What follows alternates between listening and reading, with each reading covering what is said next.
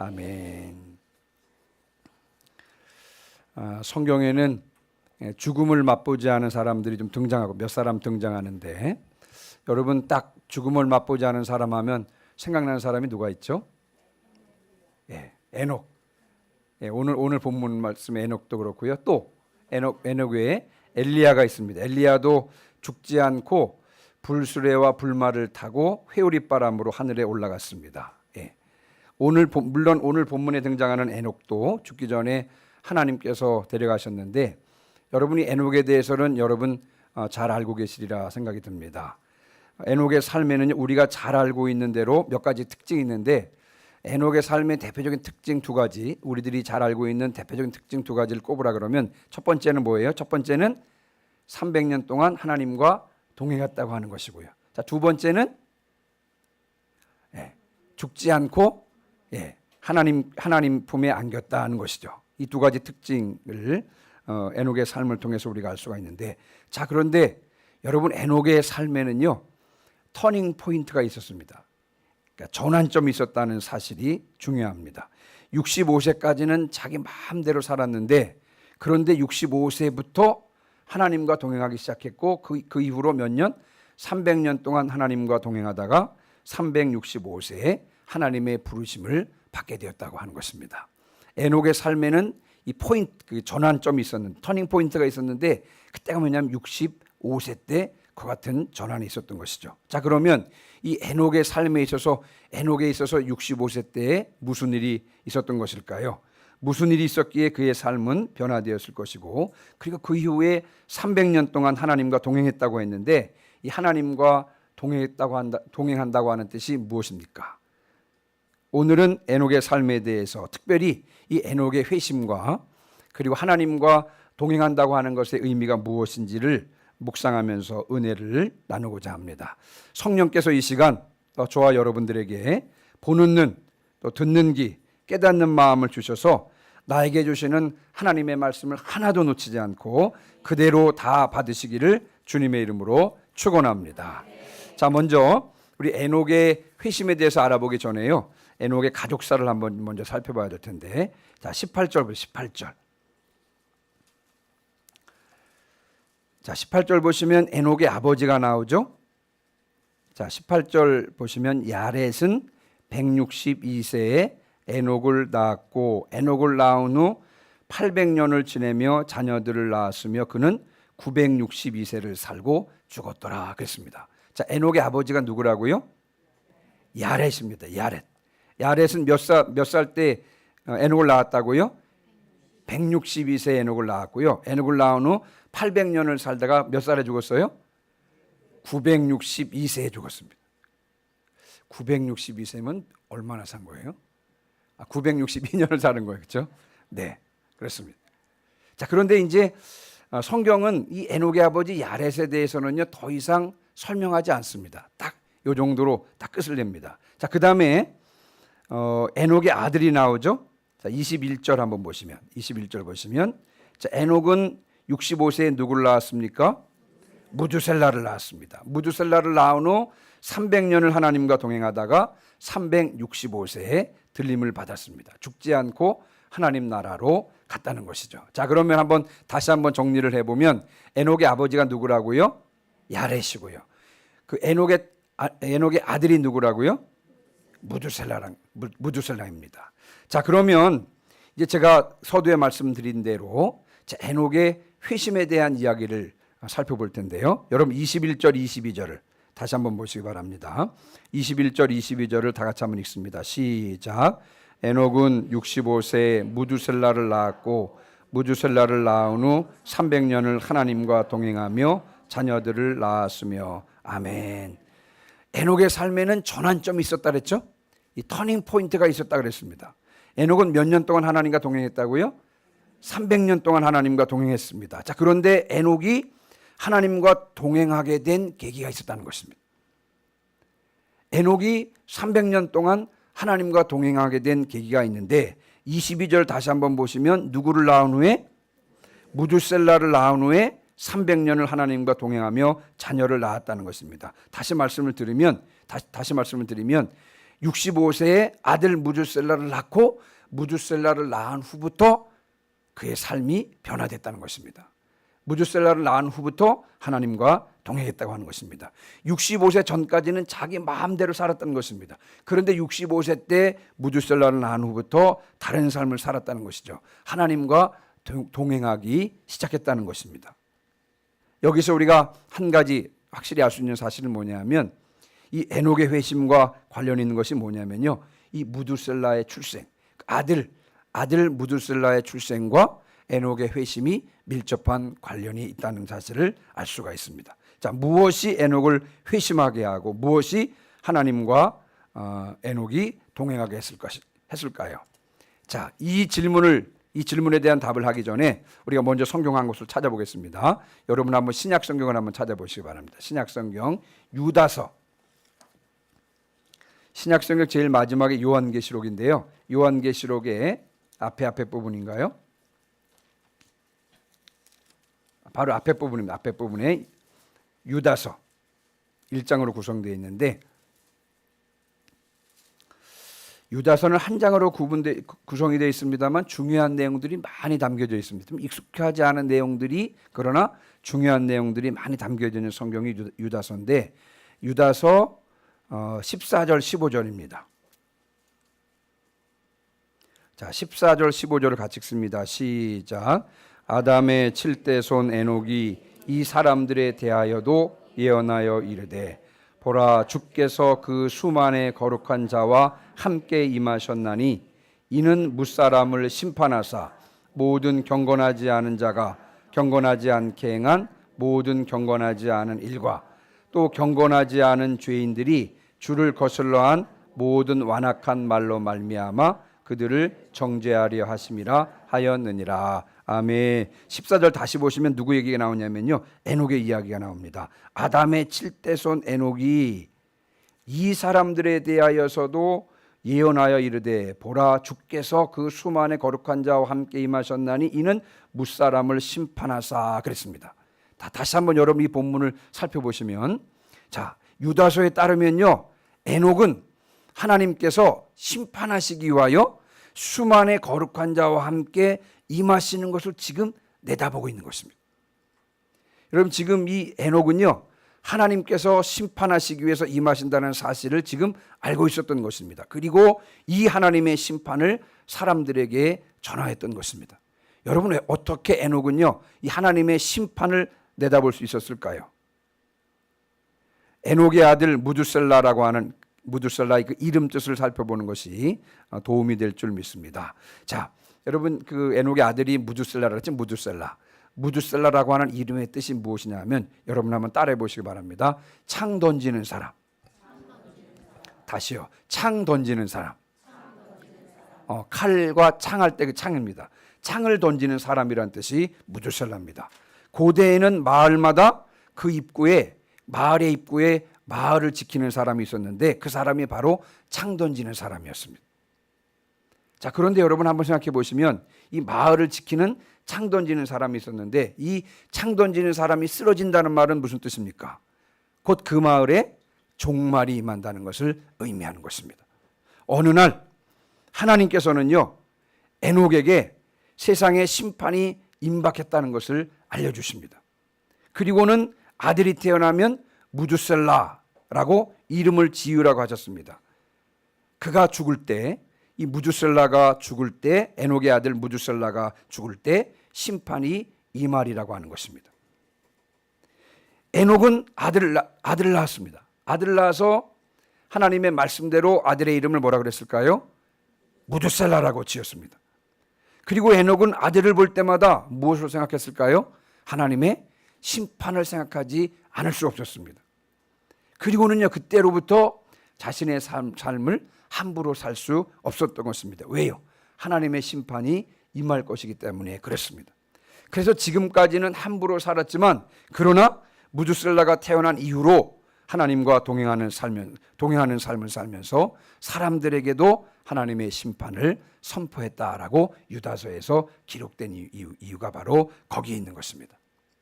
에녹이 하나님과 동행하게 된 이유, 또 에녹이 회심하게 된 데는요, 하나님의 심판에 대한 분명한 인식이 있었기 때문에 그렇습니다.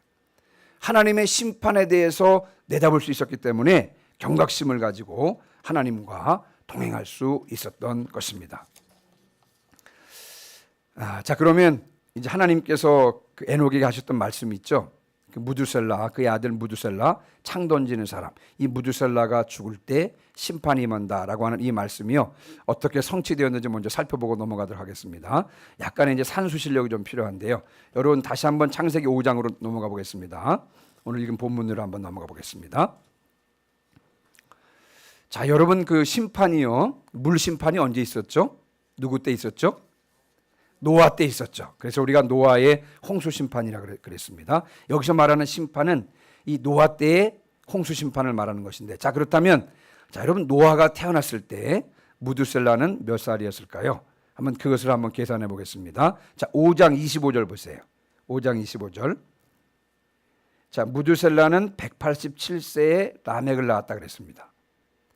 자, 그리고 28절 보세요. 라멕은 182세에 아들을 낳고 이름을 노아라 그랬습니다. 자, 그러면 여러분 노아가 태어날 때 이 그 에녹은 몇 살이었을까요? 라멕 태어날 때가 187세라 그랬죠. 187 플러스 라멕 182세에 노아를 낳았댔죠. 그래서 182를 더하면 369세입니다. 그래서 여러분 노아가 태어났을 때 무두셀라는 몇 살이었냐면요, 369세입니다. 자, 그런데 여러분 7장 11절 한번 보시죠. 7장 11절. 7장 11절을 보면 홍수 심판 때 노아는 몇 살이었습니까? 600살이었습니다. 자, 그러니까 무두셀라의 나이, 노아가 600세 때 홍수 심판이 있었다 그랬죠. 이때 무두셀라의 나이는 몇 살이었냐면요, 969세였습니다. 다시 말하면 무두셀라가 죽을 때 그때 몇 살이었냐면 969세였잖아요. 노아 홍수 심판은요, 하나님의 말씀대로 무두셀라가 죽자마자 임했던 것입니다. 하나님께서는 에녹에게 이 심판의 말씀을 주셨고요, 에녹은 이 말씀을 믿고 하나님과 동행하며 다가올 하나님의 심판 메시지를 전했고요, 때가 되었을 때 하나님의 심판이 임했던 것입니다. 그래서 여러분 이 무두셀라가 태어나면서부터 이 에녹이 하나님의 심판에 대해서 인식하게 되고, 그래서 에녹의 삶이 변화되었던 것입니다. 하나님의 심판에 대해서 알게 되면서부터 그가 회심을 하고요, 하나님과 동행하는 삶을 살게 되었다는 것입니다. 자, 여러분 이제 이 시대를 살아가는 우리들도요, 똑같이 이 하나님의 심판에 대한 인식이 필요합니다. 왜 이 하나님의 심판에 대한 인식이 필요하냐면, 자, 먼저 여러분 왜 우리가 그 에녹과 마찬가지로 하나님의 심판에 대한 인식이 필요하냐면요, 우리의 구원이라고 하는 것, 우리의 구원 또한 하나님의 심판으로부터의 구원이기 때문에 그렇습니다. 우리가 믿는 이유가 무엇입니까? 베드로전서 1장 9절 말씀에 보면 믿음의 결국 곧 영혼의 구원을 받음이라. 우리가 믿는 이유는 무엇을 받기 위해서? 구원받기 위해서, 구원 얻기 위해서 믿는 것입니다. 자, 그러면 여기서 말하는 구원, 우리가 구원받기 위해서 믿는 것인데, 그러면 무엇으로부터의 구원을 말하는 것입니까? 바로 하나님의 진노, 하나님의 심판으로부터의 구원을 말하는 것입니다. 여러분 잘 아시는 말씀 있죠. 히브리서 9장 27절 말씀에 한 번 죽는 것은 사람에게 정해진 것이요, 그 후에는 뭐가 있다고요? 심판이 있는 것입니다. 사람이 죽으면요, 심판을 받게 되어 있습니다. 모든 사람들이 다 심판을 받게 되어 있습니다. 그러면 어떻게 해야 하나님의 심판을 받지 않을 수 있습니까? 자, 사도행전 2장 21절 한번 여러분 따라해 보시기 바랍니다. 누구든지 주의 이름을 부르는 자는 구원을 받으리라. 아멘. 다시 한번, 누구든지 주의 이름을 부르는 자는 구원을 받으리라. 아멘. 주님의 이름을 부르는 자는 구원을 받는데, 그럼 어떤 사람이 주님의 이름을 부릅니까? 주님을 믿는 사람들이 주님의 이름을 부를 수가 있는 것입니다. 그러므로 여러분 예수 그리스도를 믿어야 심판을 받지 않는 것입니다. 예수 그리스도를 믿는 자만이 하나님의 진노, 하나님의 심판을 받지 않는 것이고요, 그 심판으로부터 구원 얻기 위해서 우리가 믿게 되는 것입니다. 자, 그러면 이 하나님의 심판 때문에 또한 우리가 전도해야 되는 것입니다. 우리가 전도해야 될 이유, 여러분 우리가 우리 가족들이 믿어야 될 이유도 여기 있는 것입니다. 한번 여러분 생각해 보시기 바랍니다. 우리의 사랑하는 가족이 하나님의 심판을 받게 되는 것입니다. 우리의 친척이나 지인이나 우리의 친구가, 우리의 가장 친한 친구가 하나님의 심판을 받게 되어 있는 것입니다. 여러분 우리의 가족이 심판을 받는다고 한번 생각해 보시기 바랍니다. 하나님 앞에 심판을 받는다고 생각해 보시기 바랍니다. 상상하고 싶지 않은 일입니다. 그러나 내가 사랑하는 가족들도 구원받기 위해서는 어떻게 하는 수밖에 없어요? 주의 이름을 불러서 구원을 얻을 수 있는 것입니다. 예.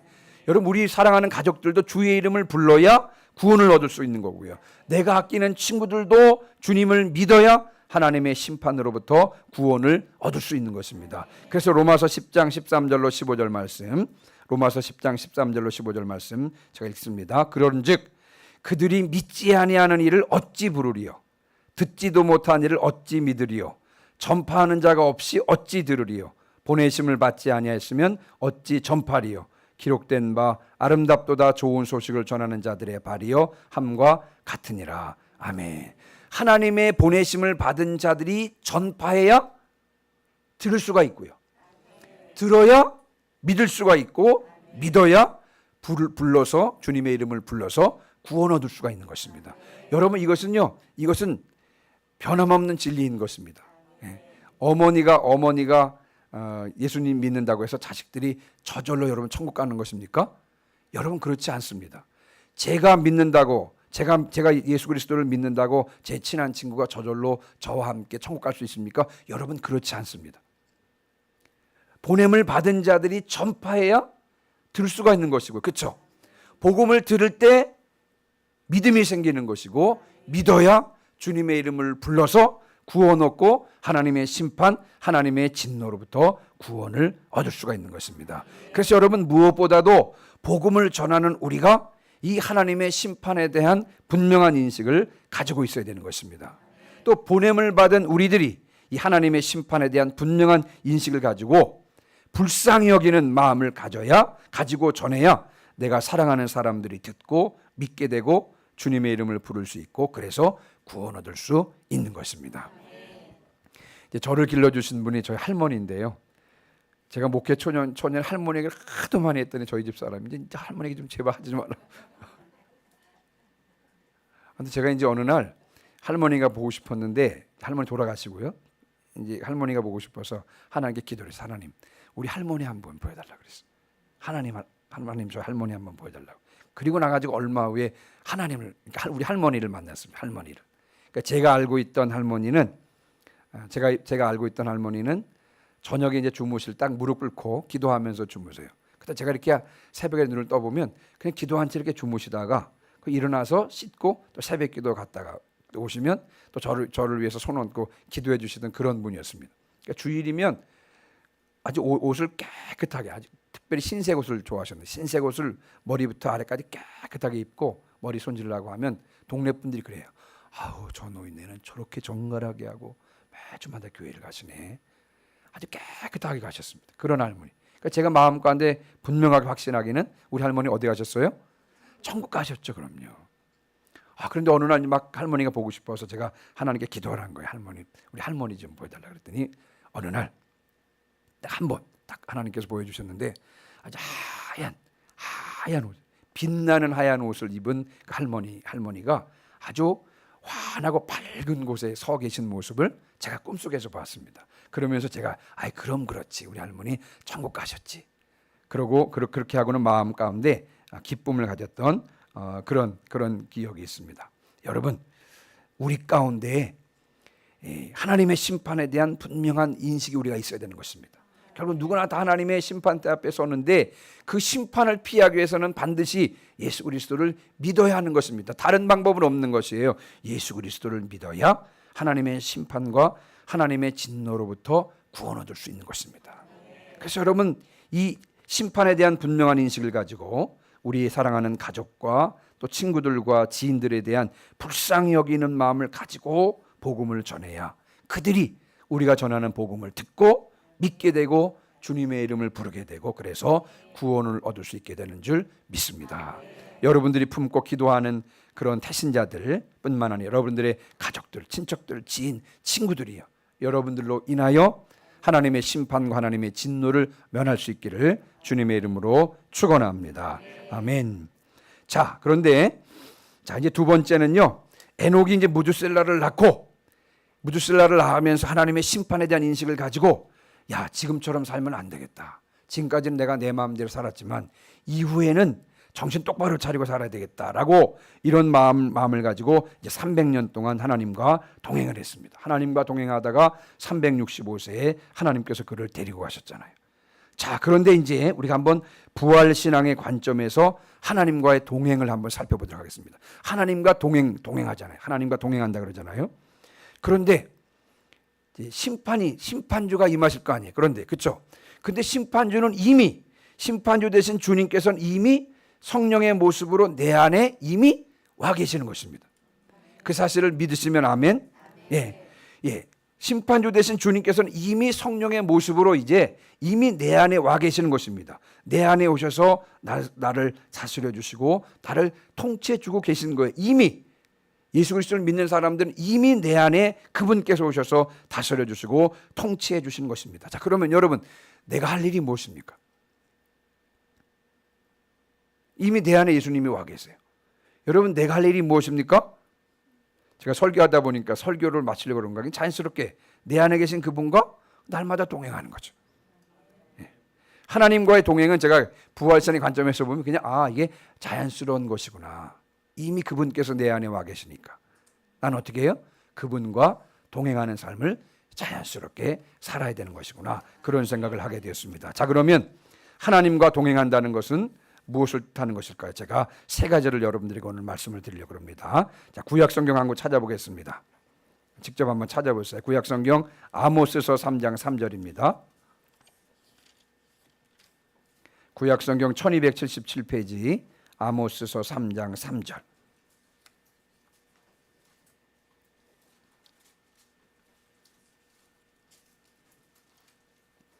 여러분, 에녹은 300년 동안 하나님과 동행했다 그랬지만 여러분, 우리도 이미 내 안에 와 계신 그분과 여러분 동행하는 것입니다. 이건 자연스러운 삶인데요. 자, 하나님과 동행한다는 것은 도대체 무엇을 뜻하는 것일까요? 아모스서 3장 3절 같이 읽습니다. 시작. 두 사람이 뜻이 같지 않은데 어찌 동행하겠으며. 아멘. 두 사람이 뭐가 같아야 동행한다는 것이라고요? 뜻이 같아야 하는 것입니다. 다시 말하면 우리가 하나님과 동행하기 위해서는 하나님과 나의 뜻이 일치해야 동행하는 것입니다. 그런데 여러분, 나의 뜻은 늘 변해요. 내 뜻은 늘 가변적입니다. 늘 변하는 것입니다. 그러나 하나님의 뜻은 변하지 않습니까? 변하지 않습니다. 그러므로 하나님과 동행하기 위해서는요, 나의 뜻을 하나님의 뜻에 맞춰야 하는 것입니다. 이것이 하나님과 동행하는 것입니다. 찬송가 540장 2절 가사 내용이 이렇습니다. 주여 넓으신 은혜 베푸사 나를 받아주시고, 그 다음에 나의 품은 뜻 주의 뜻같이 되게 하여 주소서. 나의 품은 뜻이 주님의 뜻과 같이 되기를 원하는 마음이 찬송가 가사에 표현되어 있는데, 여러분, 이것이 하나님과 동행하는 것입니다. 나의 뜻을 하나님의 뜻에 맞추어서 하나님의 뜻대로 나아가는 것이 바로 하나님과 동행하는 것입니다. 요즘에 우리 열왕기상 계속 말씀을 듣고 있잖아요. 그 열왕기상 그런 관점으로 말하면 여러분, 여로보암의 길이 아니라 어느 길? 다윗의 길로 가는, 하나님 중심의 길로 가는, 그래서 내 뜻을 하나님의 뜻에 맞춰 나가는 것, 바로 그것이 하나님과의 동행인 줄 믿습니다. 날마다 나의 뜻을 하나님의 뜻에 맞춰 하나님의 뜻대로 나아가시는 여러분 되시기를, 그래서 하나님과 동행하게 된 여러분 되시기를 주님의 이름으로 축원합니다.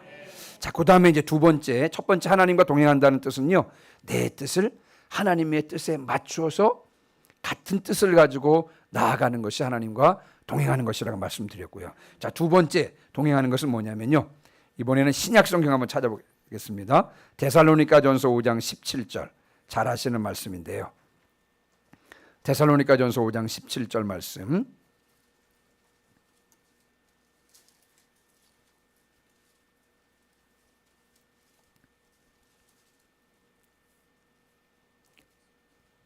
친절하게도 PPT 띄워드렸습니다. 네. 제가 일부러 성경 찾아보려고 그랬는데 이미 다 띄워놓으셨어요. 자, 우리 그 PPT 보고 읽으셔도 됩니다. 같이 읽습니다. 시작. 쉬지 말고 기도하라. 다시 한번 쉬지 말고 기도하라. 아멘. 여러분 계속해서 이 하나님과 교통하는 것이 하나님과 동행하는 것입니다. 계속해서 하나님과 교통하는 것입니다. 자, 그런데 제가 이제 이 하나님과 교통 계속 끊임없이 하나님과 교통하는데 그 수도사들의 방법 한 가지를 여러분들에게 한번 소개해 드리려고 합니다. 그 수도원에는요, 수도사들이요, 예수기도를 드립니다. 예수기도. 한번 따라해 보실까요? 예수기도. 예수기도. 예수기도의 내용은 짧습니다.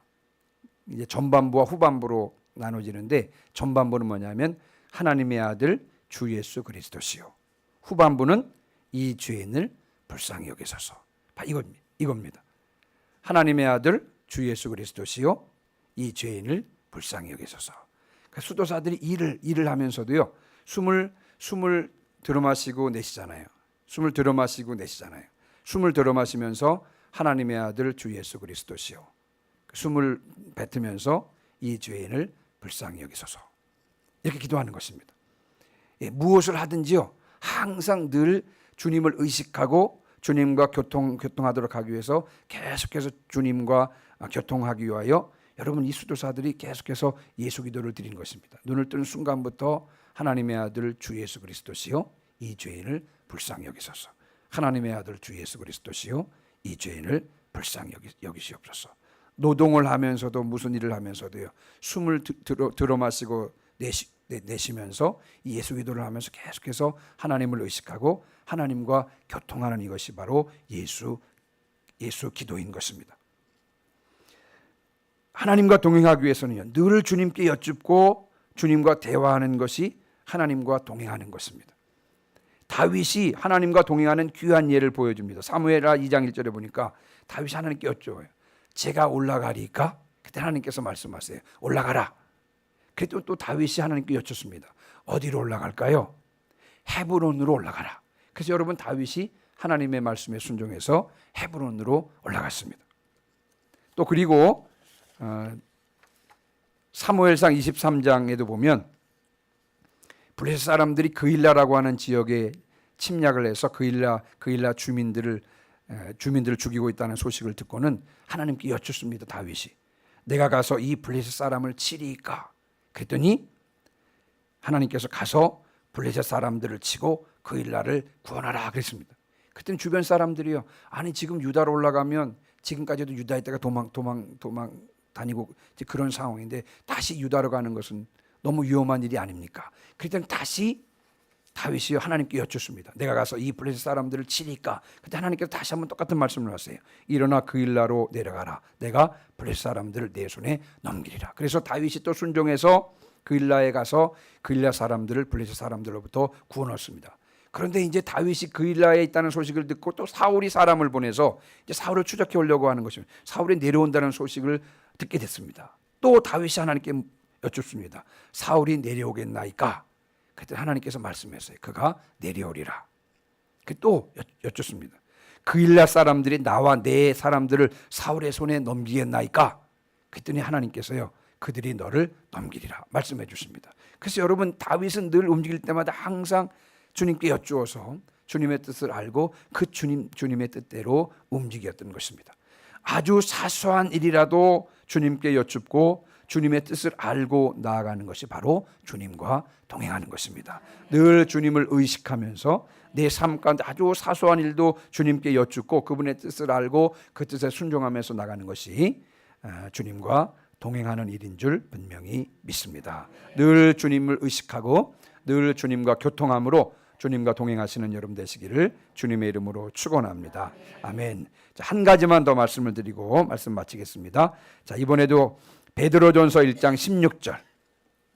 여러분 이번에는 찾지 마시고 화면을 보겠습니다. 자, 베드로전서 1장 16절 시작. 내가 거룩하니 너희도 거룩할지로다. 아멘. 마지막으로 한 가지 더 말씀을 드리면, 그럼 하나님과 동행하는 것이 무엇이냐? 여러분, 도덕적으로 일치할 때 동행하는 것입니다. 도덕적으로 일치하지 않으면 여러분 동행할 수가 없어요. 고린도후서 6장 14절에 보니까 의와 불법이 어찌 함께 할 수 있겠습니까? 여러분, 의와 불법은 함께 할 수가 없습니다. 빛과 어둠은 어떻습니까? 빛과 어둠이 어찌 사귈 수 있겠습니까? 여러분, 빛과 어둠은 사귈 수가 없습니다. 빛과 어둠은 함께 할 수가 없는 것입니다. 하나님께서 우리에게 말씀하시거든요. 내가 거룩하니 너희도 거룩할지로다. 하나님이 거룩하시니요, 하나님과 동행하는 우리들도 거룩하라고 말씀하신 것입니다. 여기서 말하면 거룩함이라고 하는 것은 100% 결점이 없는 100% 순도 있는 그 거룩함을 뜻하는 것이 아니라, 여기서 말하는 거룩함이라는 것은 자세히 설명은 하진 않겠습니다만 하나님의 말씀에 순종하는 것이라, 이렇게 보면 될 줄 믿습니다. 그래서 도덕적으로 일치할 때 동행하는 것입니다. 하나님은 의로운 것을 요구하시는데 자꾸 나는 불의를 행하고, 하나님은 거룩함을 요구하는데 나는 거룩함과는 상관없는 삶을 살아간다. 여러분, 이것은 하나님과 동행하는 삶이 아닌 것입니다. 하나님의 성품대로, 또 나 또한 하나님의 성품을 닮아가는 것, 이것이 하나님과의 동행인 줄 믿습니다.